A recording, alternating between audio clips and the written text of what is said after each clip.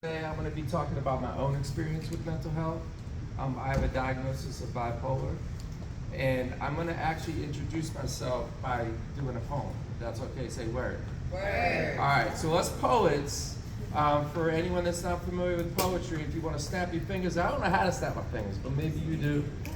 You can snap your fingers during the poem if you hear something you like, or react in any other way. It's not going to bother me. You define me manic depressive or bipolar. You label me restless, unhinged, out of touch, delusional, hopeless, sad, and with suicidal thoughts. With this list you compiled, how am I to be positive? If I listen to what you say I am, I'm afraid to merely exist, like in a group home or day program, or fighting to survive in a psych ward, or worse.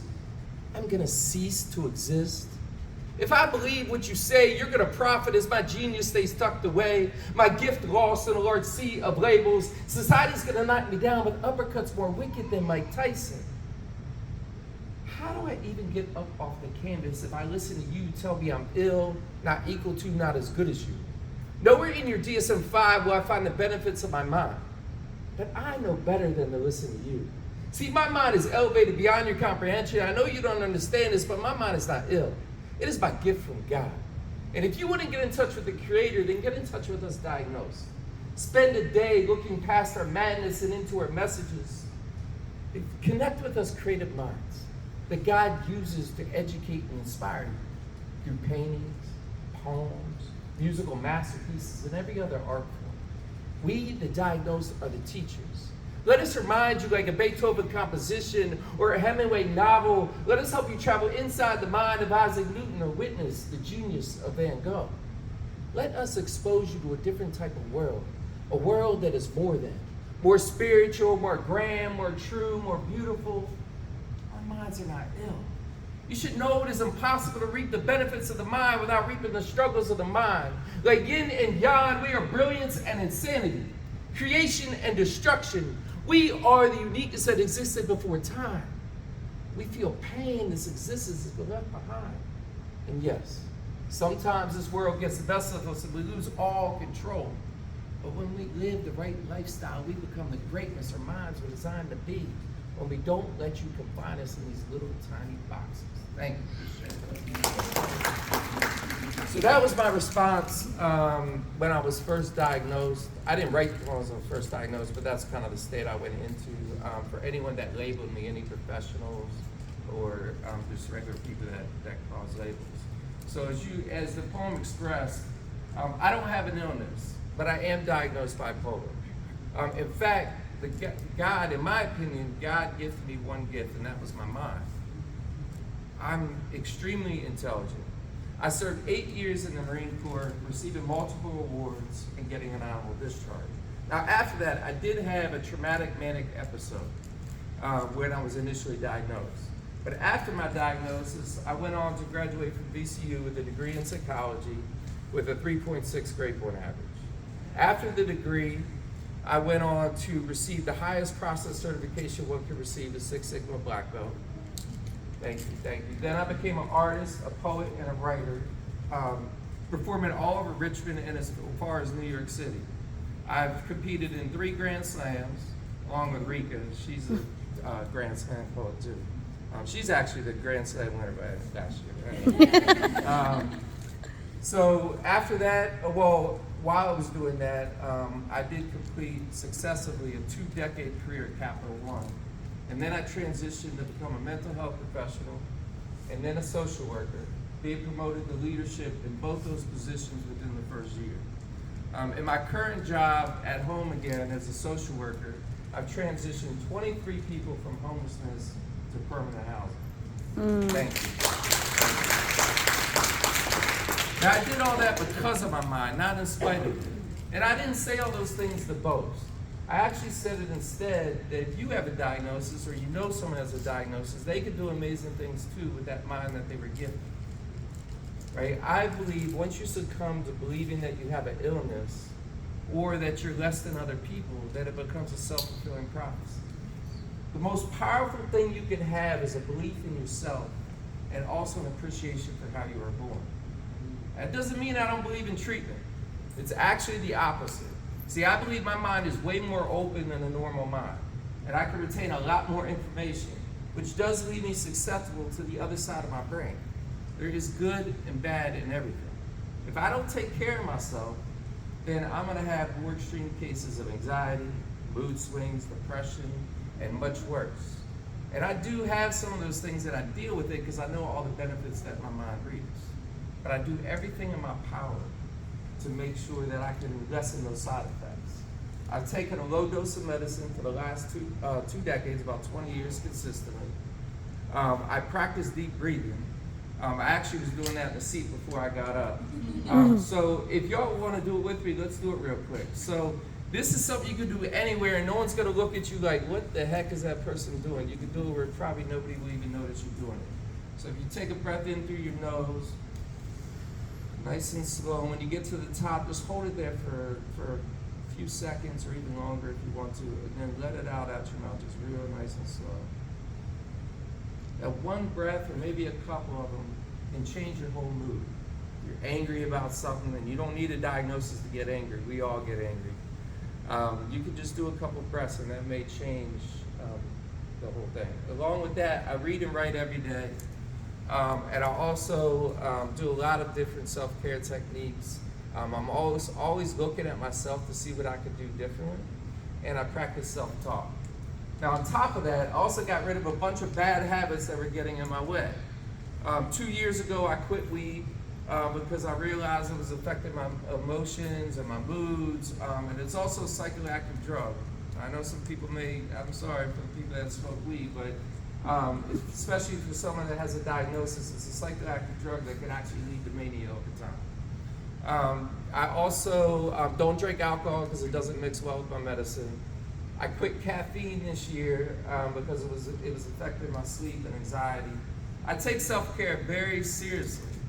And, you know, like I said, I'm gifted, and I do everything in my power to bring those gifts out and lower those the other things. And I don't do it because I have a defect in my mind, but instead actually to elevate that greatness of the bipolar mind, which is actually the title of that poem. The last thing I want to focus on and a little bit more deep is isolation. So something is really impacting our society for everyone, not just diagnosed, and that's the need for social connection. We are social creatures. And I know if you've spoken with a mental health professional before, you've heard, don't isolate. But that's easier said than done. You can't just hang out with anybody, right? You have to find your people.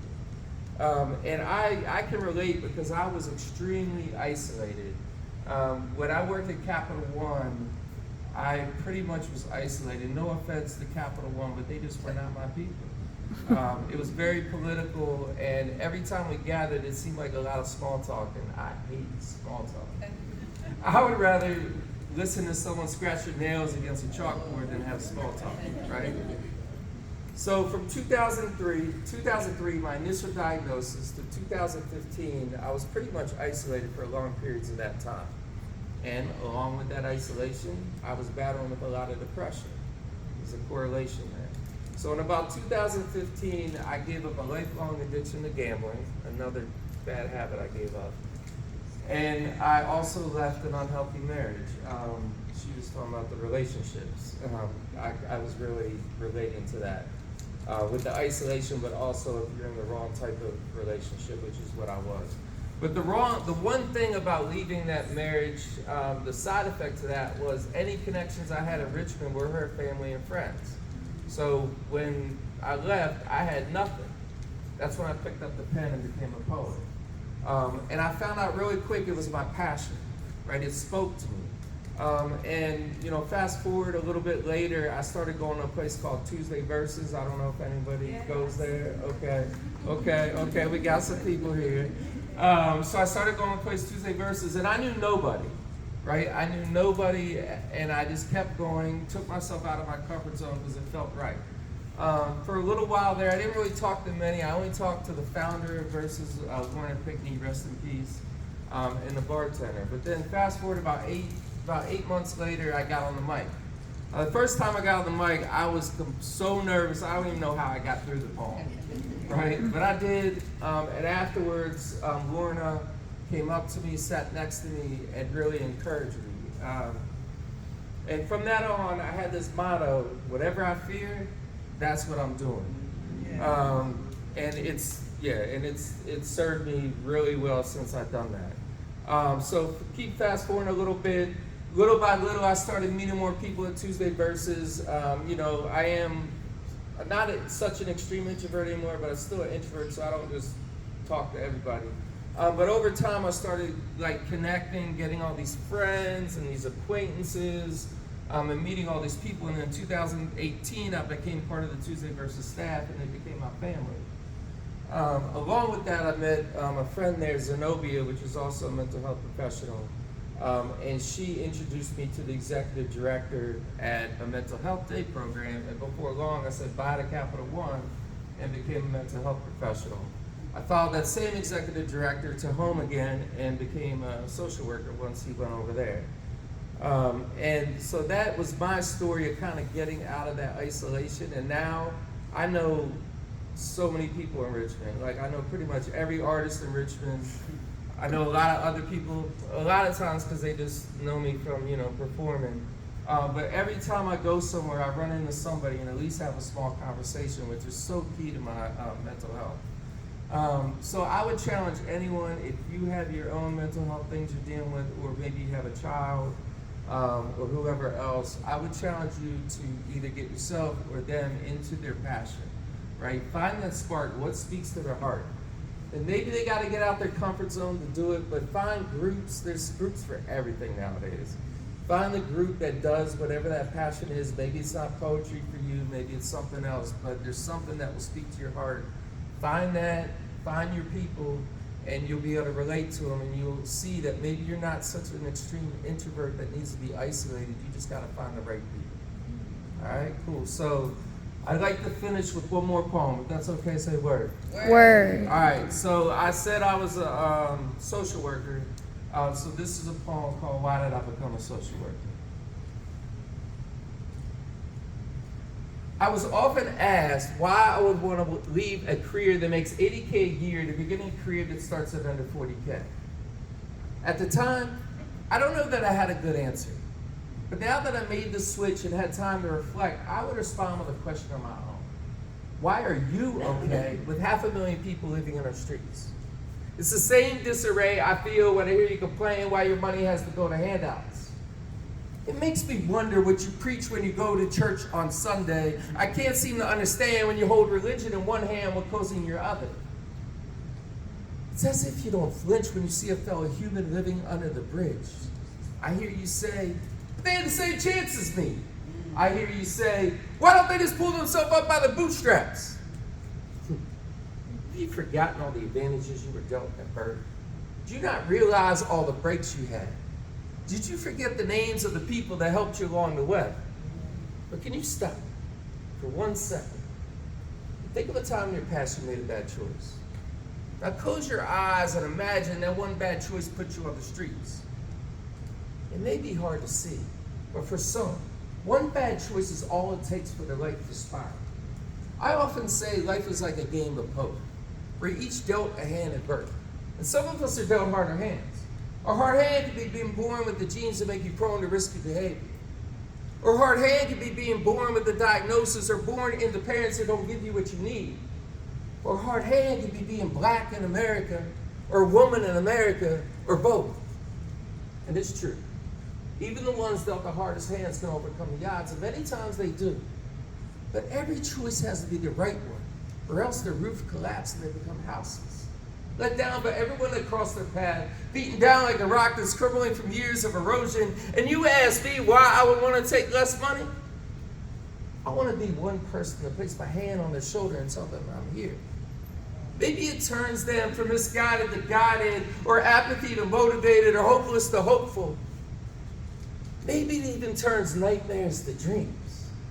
Why would I want to take less money? It's the glow in their eyes. The glow when they realize one person is going to help them navigate these broken systems. It's the same glow that shines when we give them keys to their home and we move them in. It could have been me. It could have been you. We could have been the ones that needed a hand on our shoulder. It isn't true we all deserve that in life. Sometimes all it takes is one person to believe in you. You ask me why I want to be a social worker. The answer is because it's the right thing to do. Thank you. Appreciate it. So, I didn't mention, but my website is right here, my Instagram and Facebook if you want to follow me. I'm actually in the process of writing a book. It's a teaching memoir. It's called Spiritual Words, My Experiences and Philosophies Living with the Greatness of a Bipolar Mind. So if you follow me, you'll get updates on that. The book's not done yet, but I do have a blog where I'll be putting pieces of it, including some of the story I told today in the blog. Thank you.